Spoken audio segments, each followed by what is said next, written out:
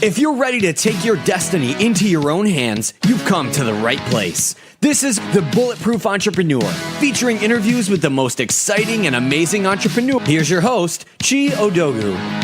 Hey everyone, thanks for tuning into the show today. This episode is brought to you by the Recession Proof Summit. If you want to learn how to transform your business in order to survive and thrive in the new economy, then this is the #1 virtual summit you will attend in 2018.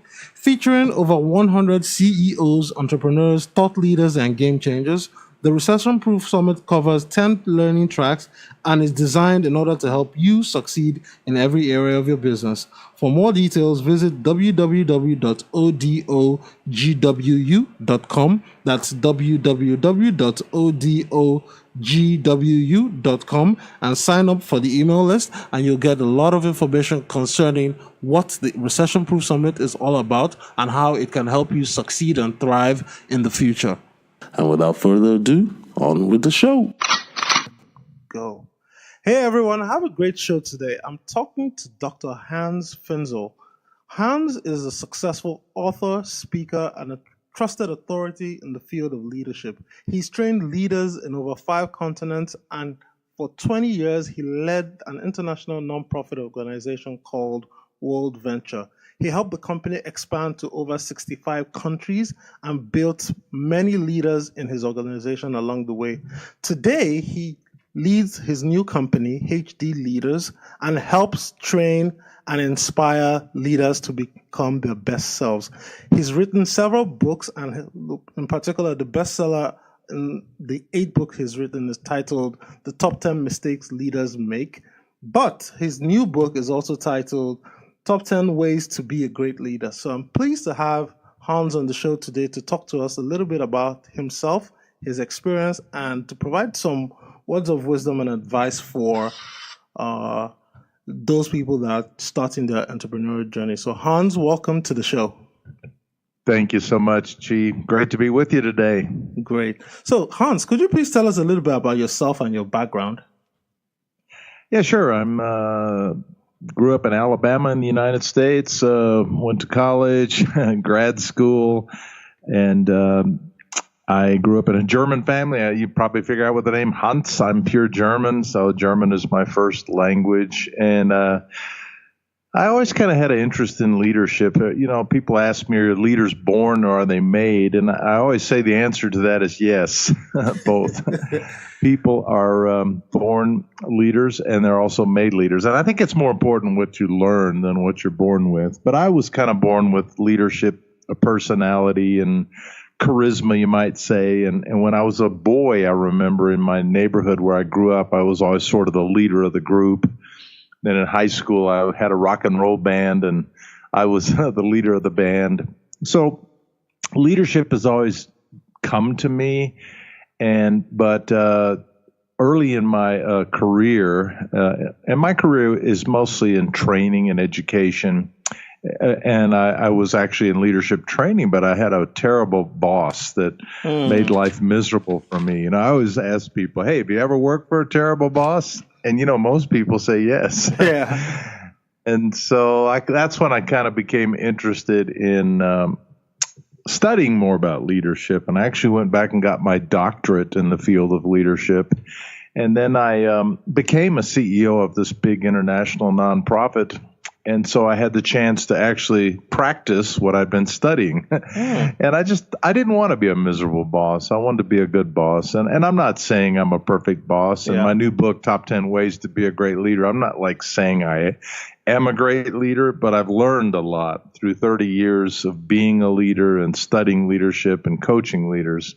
So that's kind of, today I, coach leaders full time. That's what I love. I write about leadership and speak about it and love to talk about it.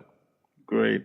Now, you mentioned a lot of things, Hans, but I want to pick on one or two things here. So you had a bad boss in an old company you were working for, and that led you to study leadership. And then from there, you got a doctorate, and then you started working for this nonprofit that you led for 20 years as the CEO. So what were some of the things that made you irritated and uncomfortable by that terrible boss? Well, he fell into what I call the founder's trap. and people who start, and I know a lot of you who are listening are maybe you have thinking about starting a company or you have started your own company. So you're the founder, and the founder has a very special position.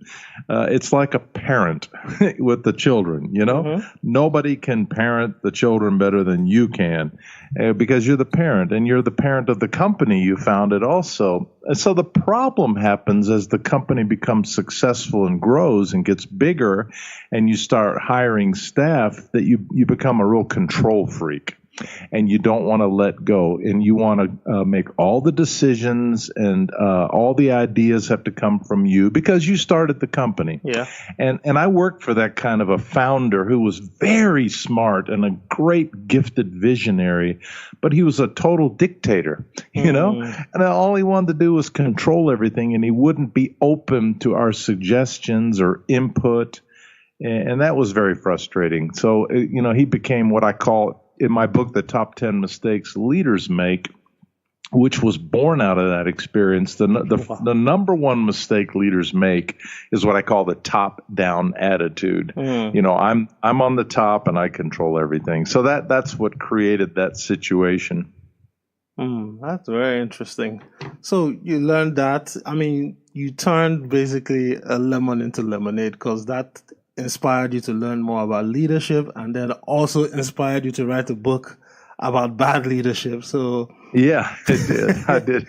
And I did quit that job, and it was very painful. I always tell people, you know, if you don't respect your leadership that you work for and you don't trust them, then you probably should quit and go do something else. And I know probably some of you who are listening are thinking, well, I wish I could, but I can't really quit. Yes. I need the job. You know, and I feel bad for people that are stuck in that situation. But if it's possible, I would say leave and go do something else. And that's what I did. I finally said, you know, this person has killed my dreams, but I'm not going to let it ruin my life. And it did turn out to be the lemonade.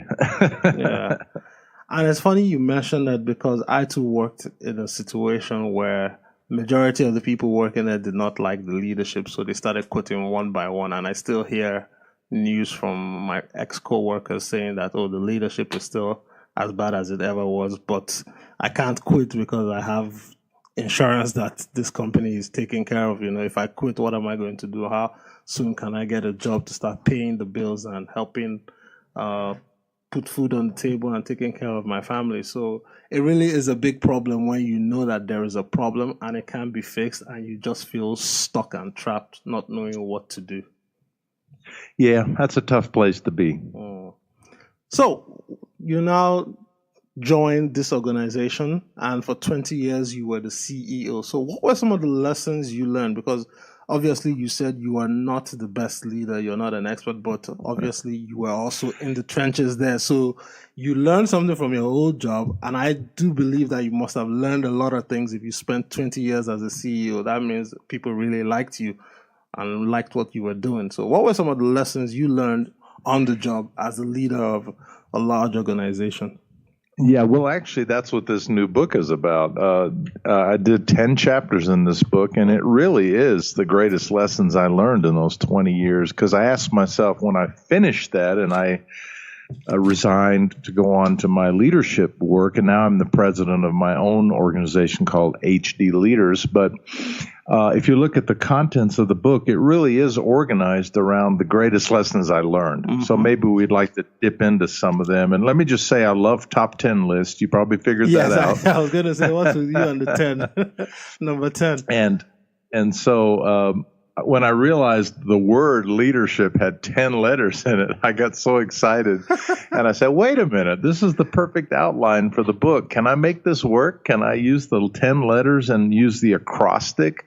And for each of the letters in the word leadership, have a chapter? And yes, I did figure it out, and it does work. And so that's how the 10 chapters are organized. And I like to say, this is, why another book on leadership? I think I have a lot of wisdom after those 20 years as a CEO, as well as coaching leaders and studying leadership. So that's kind of how I put this book together.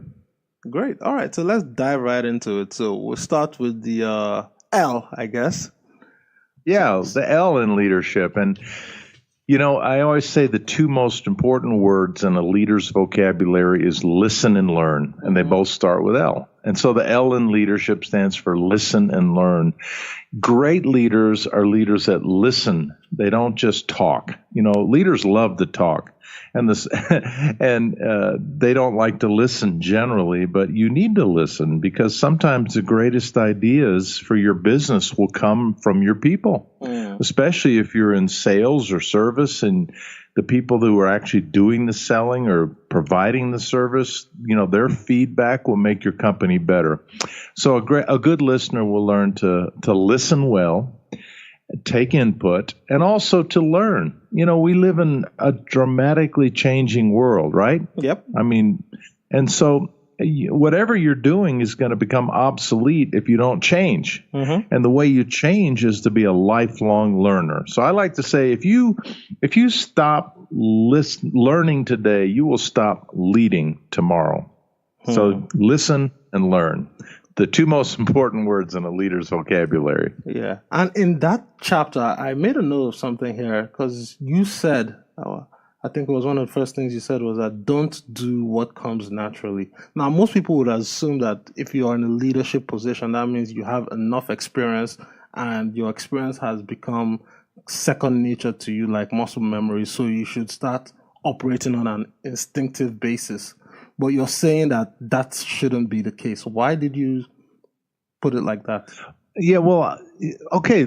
First of all, just because you're the leader, don't assume you're a great leader. Okay. Because I've seen a lot of people in leadership that are completely incompetent. And don't you sometimes look at people who are the leader or the manager and you say, why in the world are they in that position? Yeah. They are not qualified. Yeah.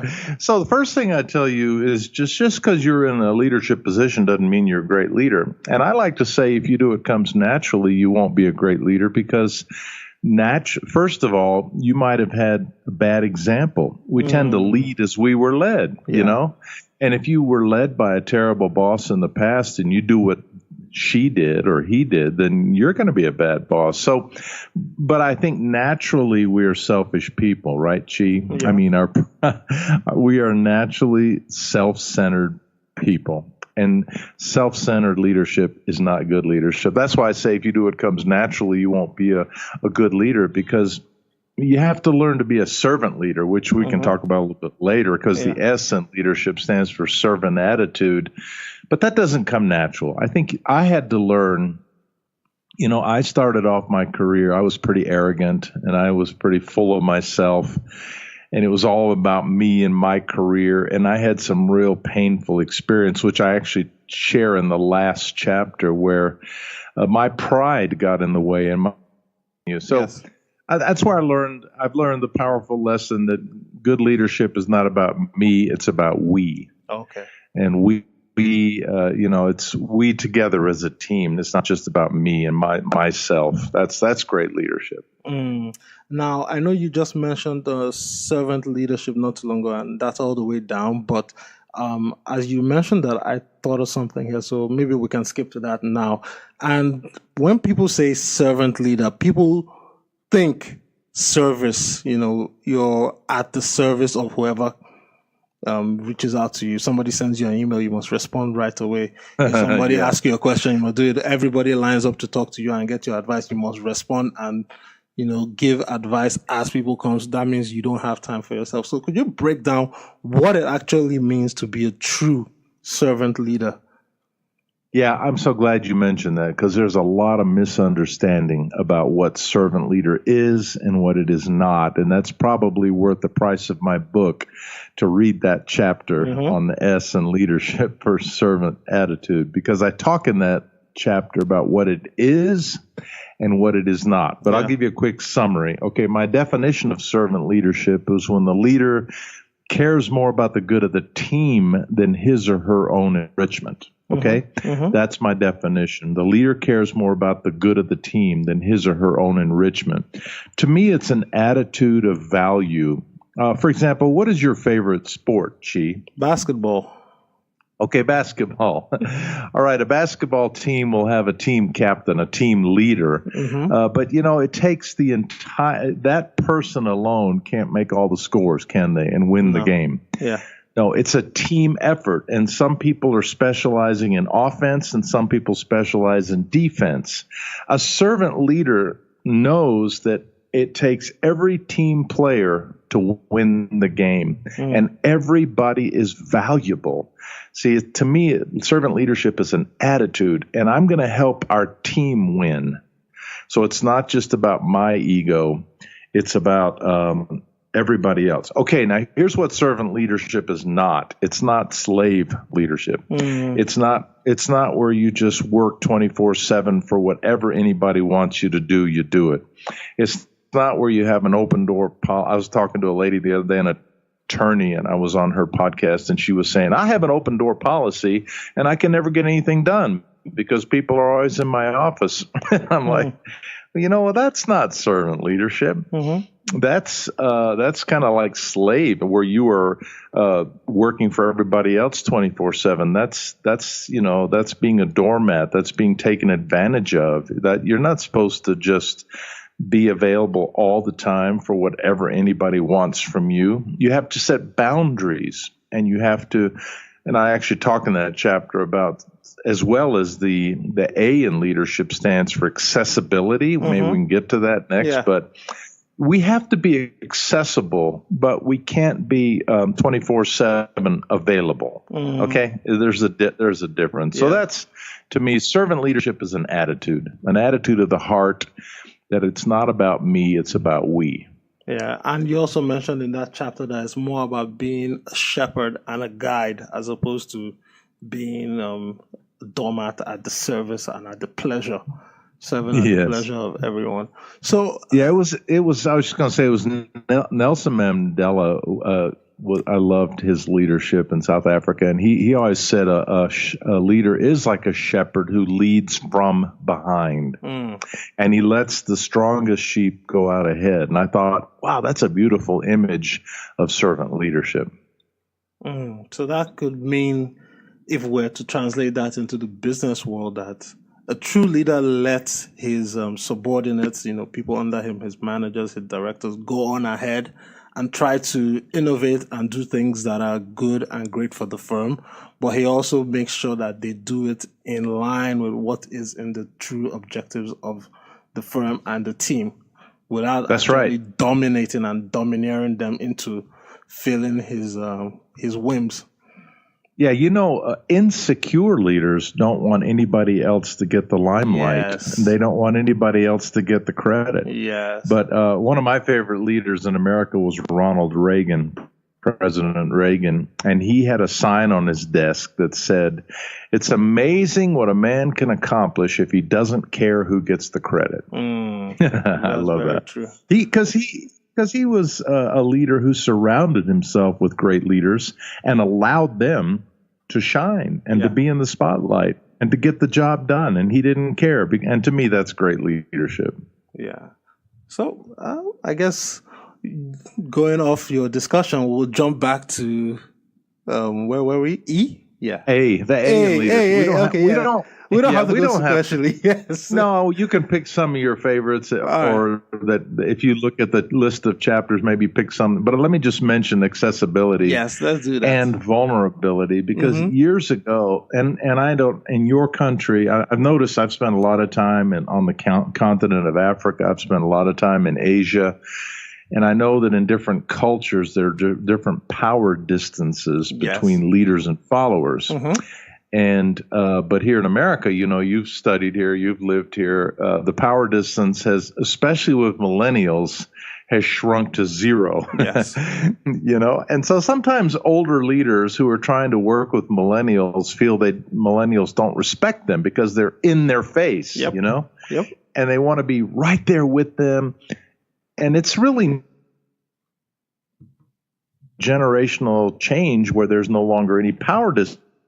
And today, to be an effective leader, you really do need to be accessible. You need to work shoulder to shoulder with your team, not hide away in some corner office or some executive floor and they have no access to you. You know what I mean? Yes.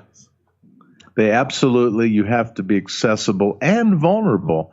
I talk in that chapter about vulnerability. I was talking to a baby boomer boss the other day, and he said, I'm real vulnerable with my team. And one of the millennials said to me the other day, how come you're always telling us your faults and what you don't do well? How come you're so vulnerable? Don't you think people will aren't you afraid people won't think you're a great leader?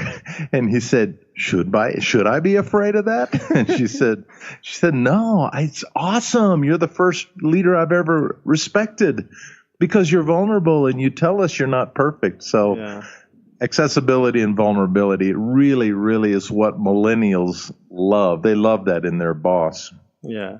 And also sticking on that point for a minute, I know that when it comes to dealing with intergenerational differences, part of the problem is the communication styles between boomers and millennials, for example. And that usually leads to a lot of problems that sometimes the leader might not know how to address. So how would you talk about different communication styles, especially coming from the intergenerational angle? I think boomer. The older you are in your generation, the more formal you are in your communication style, and the younger you are, the more informal. And for example, for the millennials, and we can't totally generalize because I feel like even though I'm a baby boomer, I have a lot of millennial characteristics, and I have 4 children who are millennial, and I see a lot of baby boomer characteristics in them. So sometimes the generalizations break down, but for the most part, they're true. The older you are, the more formal you are. Mm-hmm. For example, email. I've heard it said only old people use email. And so my kids, I communicate with all of them through texting pretty well. That's the way we communicate, and that's very informal, very quick, very spontaneous. Whereas email is more formal and takes longer. So I just think you have to realize that millennials like informal, rapid fire. I also I help my wife in her company. She's in sales, in direct sales, and they use an app called Voxer. I don't know if you've ever heard of Voxer. No, I haven't. It's really cool. It's kind of like verbal text messaging where it's all audio messages, but you can have groups, and it's free too. It's a great little app, Voxer. Yeah. And it's the primary method in which her entire team communicates with each other. It's quicker than texting because you don't have to type. It's almost like verbal texting, but you can create little chat groups, Voxer groups, and you can have a discussion, but you're not talking in real time. You're just leaving each other messages. So to me, that's a great example of a way to communicate with millennials. And I'm working with a millennial guy that he and I are writing a new book together. And we basically are communicating through Voxer, where we constantly leave each other messages. Great. So that's some ideas. Yeah. And moving off that to another one, I think my favorite part was determination, because leadership is also about trying and failing. And then most leaders, when they fail at something, they kind of lose heart and they don't follow through. And that kind of spirals down and goes across to the entire team. Like when you don't see your leader being the leader and being forceful and type A, it kind of affects morale. So how important is determination to the success of an organization? Oh, the determination is everything. It's sticking with it. And I have a lot of illustrations in that chapter about people. And one of my favorites, again, is Nelson Mandela, who there's 2 numbers in his life that are important, 27 and 72. It's interesting, those 2 numbers flipped back and forth.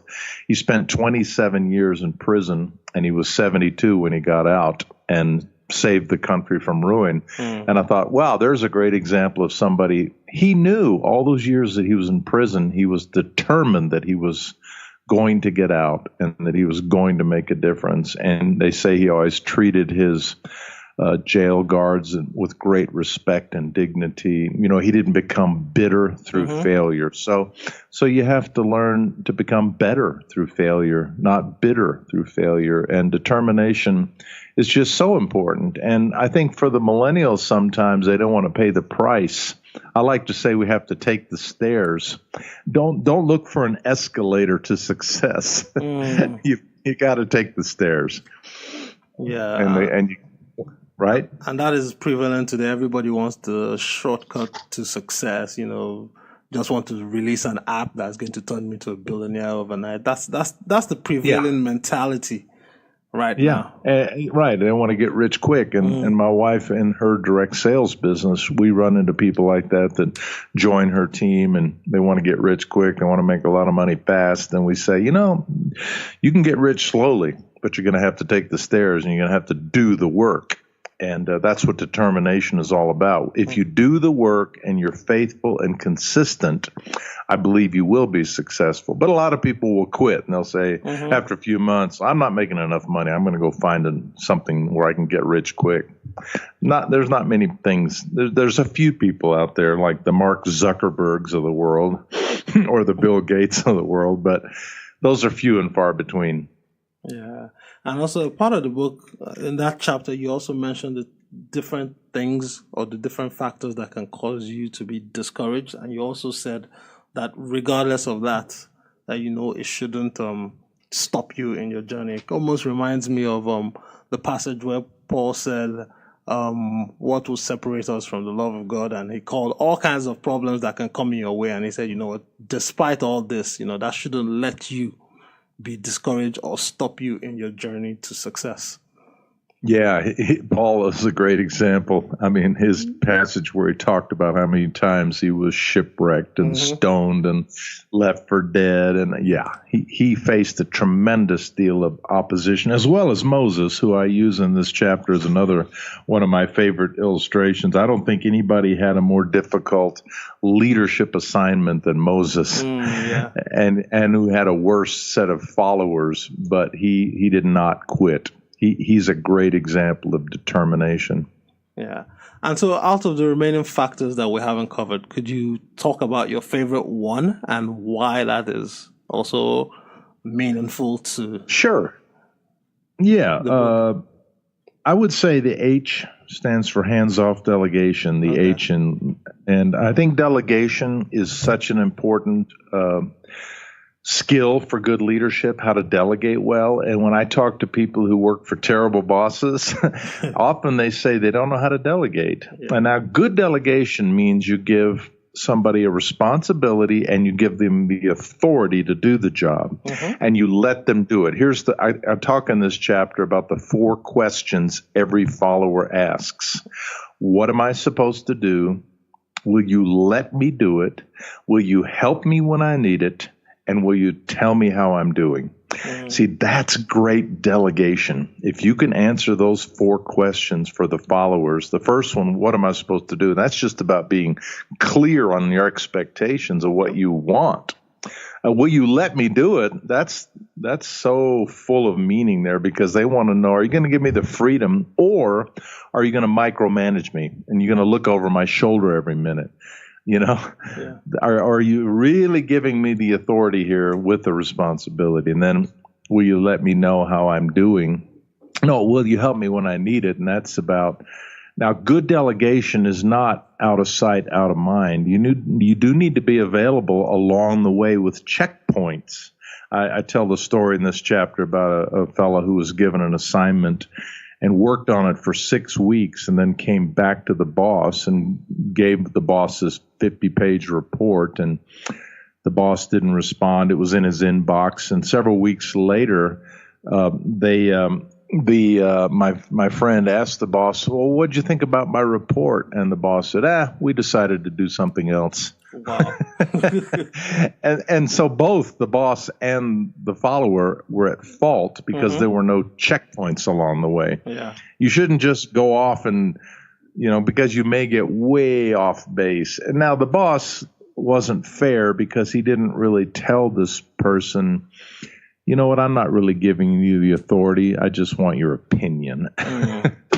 So good delegation is so important. And I have some tremendous training in that chapter on how to be a good delegator. Yeah, and I think this is crucial because a lot of entrepreneurs find it extremely difficult to delegate because they feel, if I started a company, I have to be responsible for every single moving piece for this thing to actually work well. That's right. Not realizing that if you focus, yes, you started a company, but you should focus more on your strengths, and you might be strong in marketing or finance, and you need to hire people that they might not do it as well as you do, but guess what? They'll do it to the best of their ability, and it will free you up to do higher level strategic thinking that will move your organization forward. Yeah, exactly. Like that founder's trap we talked about at the beginning of the show, because you have to shift after you've started your company from doing the actual work that started the company. You have to shift to leading the team. And that's very different work. And I found, Chi, that the smarter you are and the more talented you are and the more you do things well, the harder it is to delegate. Yeah. But you have to delegate if you're going to grow your company. Yeah. And if you try to control everything and do everything, you're going to be a workaholic that is not pleasant to work for. That's true.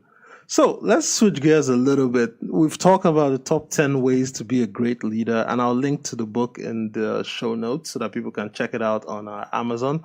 But let's move to the other side of the coin, the top 10 mistakes leaders make. Could you run through that real quick and maybe tell us the top 3 or the top 4? Then if people want to know the remaining, of course, they can join you. I have to get the book. Exactly. And that book is available, by the way, in audiobook. I recorded that myself. And I'm just now in the process of recording this top 10 ways to be a great leader in the audiobook format. But the top 10 mistakes is available in audiobook, which I know a lot of people love to listen to audiobooks while they're driving. Yes. But, I already mentioned the top mistake that leaders make is what I call the top-down attitude. Some of the other mistakes is dictatorship and decision-making, which I kind of referred to a moment ago. That's where you want to make all the decisions yourself. And that's, again, the problems of founders is that they, as the company grows, they don't want to relinquish the authority to make all the decisions, but they need to. You need to push decision-making downstream as far as you can and let others make important decisions. By the way, Chi, I think one of the most important jobs of a leader is to develop leaders. And the way you develop leaders is you mentor them by giving them responsibility and giving them authority and allowing them some room to grow. So another mistake that leaders make is failure to focus on the future. We leaders have to be thinking about the future. We have to have one eye on the present, what's going on, but one eye on the future, what's coming next. Yeah, and creating succession plans to transition and hand off. And you may be very successful today in your company, but the industry, all industries are changing because the internet is a game changer, and the pace and rapid fire of change is just accelerating. And so, you see companies all the time that were so successful 10 years ago, and now they're struggling or they're closing their doors because they missed the paradigm shifts. And so you have to focus on the future. Another mistake leaders make is no room for mavericks. Now, I don't know, you know what a maverick is? Yes. A maverick is actually that word comes from a guy by the name of Samuel Maverick in Texas back in the 1800s. He refused to brand his cattle with a branding iron. Instead, he put the tag on the ear. And today, here in America, all the cattle are tagged with the ear. They're not branded anymore. He thought that was he thought that was cruel and unusual punishment for the cows. Well, that meant he did not go along with the norm. He did not go along with the crowd. And that's a maverick. It's an entrepreneur. It's a visionary. It's somebody who thinks outside the box, who's very creative. And a lot of companies kill mavericks they don't like the creative types, and they give them all the excuses. We don't do things like that around here, or who gave you permission to change the rules, or, we've never done it that way. All these, you haven't been here long enough to get that. Yes, exactly. I in that chapter in my book, I call it the 11 Commandments of Organizational Paralysis. And we don't do things like that around here. Or you haven't been around long enough, or, it's not going to work. Anyway, so those are some of the common mistakes. Absence of affirmation is another one, where you don't affirm people love. You remember the last question every follower asks, will you let me know how I'm doing? One of the signs of a miserable job is I have never get any feedback from the boss about how I'm doing. Am I doing good? Am I doing terrible? Do I even exist? And people, I practiced what I call MBW, management by wandering around. Actually, MBWA, management by wandering around. And I realized my people wanted to have contact with me. And we had a big office with lots of people working there, and I had a corner office where I was kind of isolated. And I realized, twice a day I would just wander the halls and talk to people in their cubicles and see how they're doing. And they love it. People love to be affirmed, Yeah. So those are some of the mistakes that leaders make. And I found that in affirmation, people also know when it's insincere. But you're like some bad leaders would say, "Oh, you're doing a great job," but they don't mean it, and it's not coming from the heart. And I've actually experienced that. So true. Working, and that hurts even more than not saying anything, being insincere with your praise. Yeah, that's worse than saying nothing. You're absolutely right. Yeah. So as we transition towards wrapping up questions, I have some few questions for you, just in terms of giving advice to people that are struggling with making the next decision in their life. So what was the most frustrating thing about being a leader or being an entrepreneur when you left the corporate organization to start your own business? Well, to me, the biggest fear was financial. And I think a lot of people can relate to that, and that's why I tell people, work on your plan B while you still have your plan A, build your new business while you still have a job and some income. And that's what I was doing. But eventually I knew I cared so much about my new business, and I lost the passion for my corporate job. But I was so afraid of the finances, because I was starting my own company. And so I think your biggest fear is money. And we have a nice home. I didn't want to lose our home. I was afraid we were going to lose our home, have to sell it, because we wouldn't have enough money to pay the mortgage. And I just didn't know how we would survive. But I finally just made the decision to go and to jump off the diving board, as I like to say, into the swimming pool. And either I was going to hit water or I was going to hit concrete. And thankfully I hit water, and it all worked out fine. And we have not lost our home. That was 5 years ago, and everything's fine. But I think people worry. I worry about money, and will I make enough money to survive and thrive? And that was my biggest challenge, was getting over that fear of finances. Yeah, and I remember reading or listening to one of the interviews you did somewhere where you said, in as much as when you started out, you didn't have the corner office anymore, you were working from Starbucks, and your income took an 80% hit, you were still happy, you were still willing to put in the work and grow the business, just because you knew that you would be okay if you put all your heart and soul. And it wasn't just because you thought you could leave it. Somebody had to have the courage to advise you to either go 100% all in on the business or go 100% all out and go do something else. Yeah, and that's why I say you got to follow your heart. Yeah. And I was just to a place where I wasn't happy at all. I had no more passion for what I did, because we change as the years go on. And that's the way I feel now. I do what I love, and I love what I do. And I don't make as much money as I used to, but I don't care, because I do what I love, and I love what I do. And I spend time with people that fuel me, like you and me having this conversation. Yeah. I enjoy this so much. Yeah. If I still had that old job, we wouldn't be talking because I'd be too busy, in meetings and budgets and firing people and conflict resolution and fundraising, all the stuff I grew to just not like at all. Yeah. And one of the things you mentioned in the book was a good leader has to be someone that, learns constantly and grows. So what are some of the best books, tapes, podcasts, messages, or programs you've consumed in the past that have helped you become a good leader while you were running your organization and still helps you run and build your business to this very day? I'd say two of my favorite authors are, three. Jim Collins, who wrote, Built to Last and Good to Great. Yeah. Both of those books, Jim Collins, are just phenomenal. And Jim Collins, in Good to Great, talking about great companies, he talks about the power of humility. You remember the P, the last chapter in my book, the P stands for the power of humility. And he says even in corporate America, the great companies are led by humble leaders. And to me, that's just great affirmation that I'm on the right track when I talk about the power of humility. So I also love Patrick Lencioni. Are you familiar with him? No.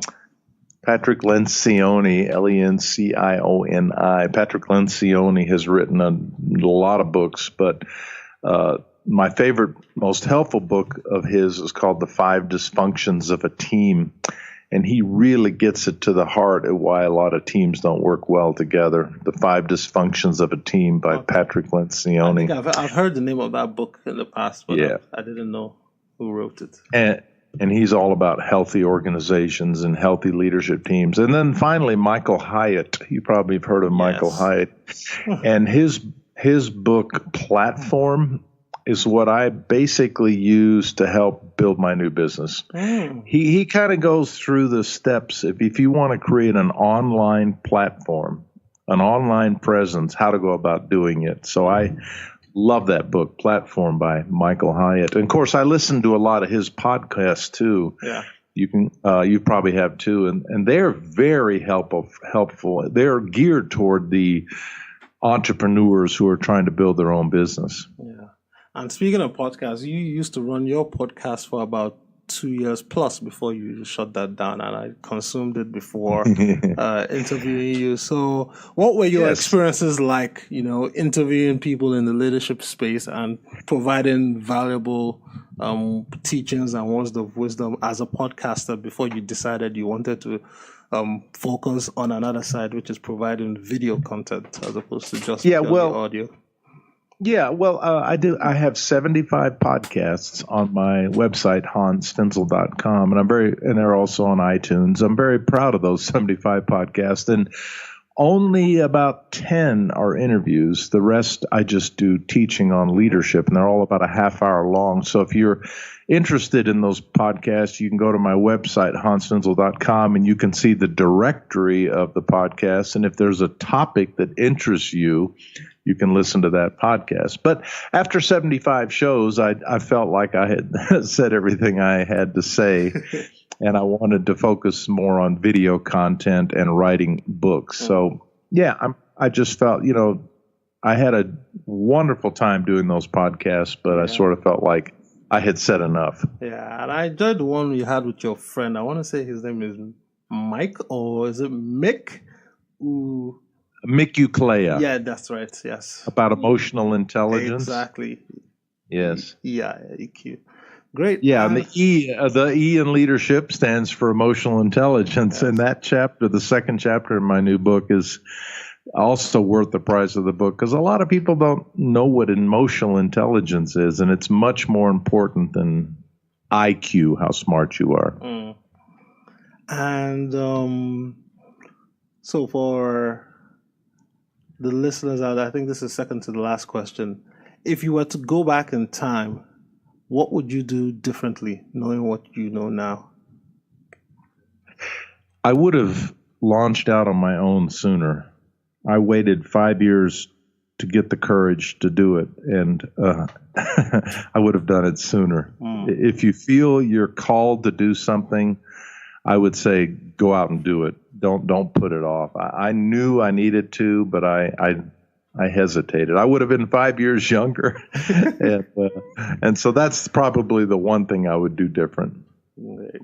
And the last question of the evening is for people undecided, with what to do next. They're in a transitionary phase of their life. What would you advise those people to do or to think about? I would advise them to think about this little saying that I have: do what you love what you do. Because 5 years ago, when I finally left my career, which I did love at one point, but then after 20 years, I didn't love. I realized one day when I saw that slogan, I thought, I'm not doing what I love, and I don't really love what I do. I need to make a change. So that would be my advice. Think about that. Are you doing what you love, and are you loving what you're doing? If not, I would encourage you to go on the road to change that. And with that said, my friend, we've reached the end of the show. I really want to thank you for coming to share your words of wisdom. So where can people learn more about you and the awesome things you're doing? Well, you go to my website, hansfinzel.com, HANSF as in Frank, INZ like zebra, EL, hansfinzel.com. And my book, Top 10 Ways to Be a Great Leader, of course, is available wherever books are sold online. Wherever your listeners buy books, they can find my books. And are you active on social media, Facebook, Twitter, Instagram, LinkedIn? Yes, I am.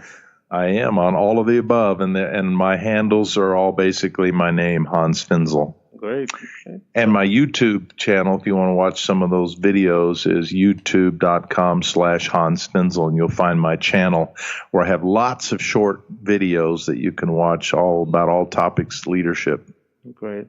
And I think for me personally, because I'm trying to get into videos, but I kind of prefer not being in front of the camera because I'm a bit shy. So how did you get the courage to start doing videos as prolifically as you're doing?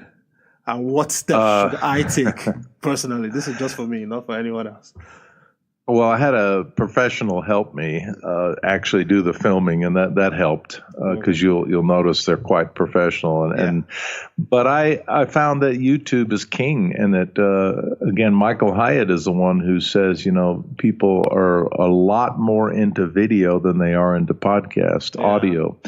And so I realized YouTube is just king, and it's just so dominant out there. So I felt that a lot of people want to watch videos of what you're teaching. That's why I expanded out into videos. Great. So, my friend, thanks for coming on the call. I really appreciate you coming to spend the time and share your words of wisdom. And we look forward to communicating with you and learning more about the things you're doing and how you're helping companies and leaders become better people and more effective in their organizations. Thanks, Chi. Great to be on the program with you. Great. Getting your team up to date on the latest skills required for success is hard work, but you don't have to worry about it anymore. Jolt is an online training platform that helps professionals and organizations access up-to-date training from practitioners at the top of their game. No more watching e-learning videos that are not interactive and may contain obsolete information when you access them. Each Jolt training is done live via interactive Skype or webinar, and the trainers are both practitioners and thought leaders in their field. So you get the latest information that can change your business at the right time. Visit jolt.us and find out how you can start getting the right training for your team today. That's www.jolt.us. Tell them Chi sent you.